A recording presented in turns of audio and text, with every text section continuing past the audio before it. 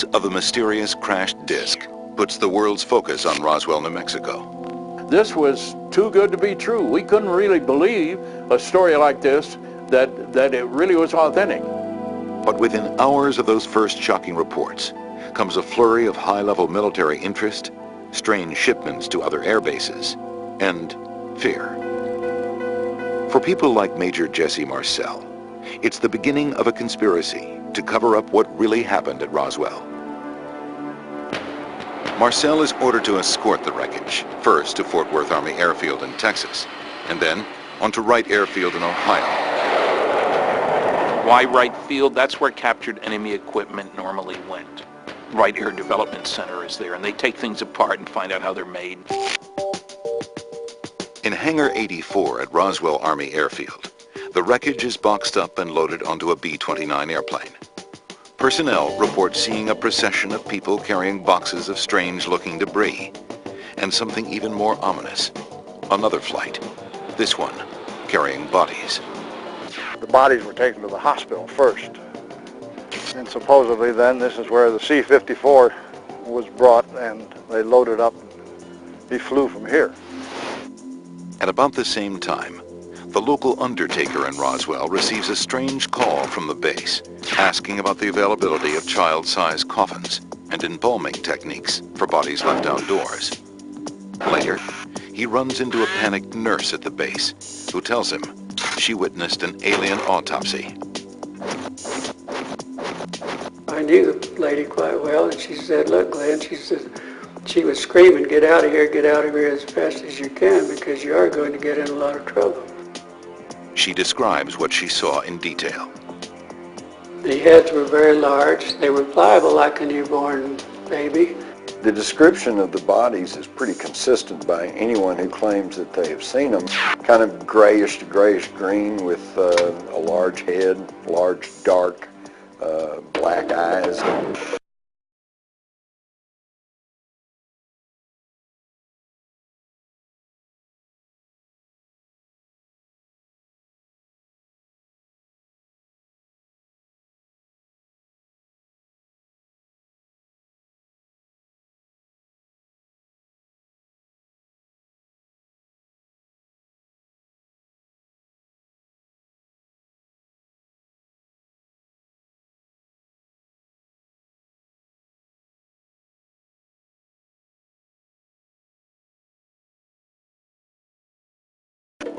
But it's the wreckage that would soon spark charges of a government cover-up. When Marcel and his strange cargo arrive in Texas, Brigadier General Roger Ramey, head of the 8th Air Force, is waiting to inspect the debris. The general asks Marcel to step into a nearby map room to show where it was found. When they return, the debris is gone, allegedly switched with material from what appears to be a common weather balloon. According to Marcel in his last interview, there were some wrapped packages there. He says they hid the debris from the photographers who came in, but what was in the picture was just staged. It was just, it was just the cover story. The press snapped several photos of various officials posing with the debris, including Jesse Marcel. He kind of looks kind of sheepish, like, they're okay, guys, I'll hold it up here, but this is not what I saw.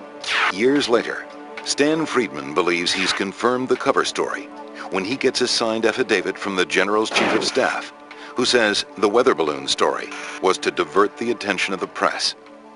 And it comes on direct orders from the Deputy Commander of Strategic Air Command in Washington, D.C. He gave him 3 orders. I want you to send some of that wreckage here today with one of your Colonel Couriers. I want you to get the press off our backs. I don't care how you do it. And I don't want you ever to talk about it again, not even with your buddy Roger Ramey. The alleged cover story works. Just a day after the fantastic tale broke, the media and the public buy into the new story.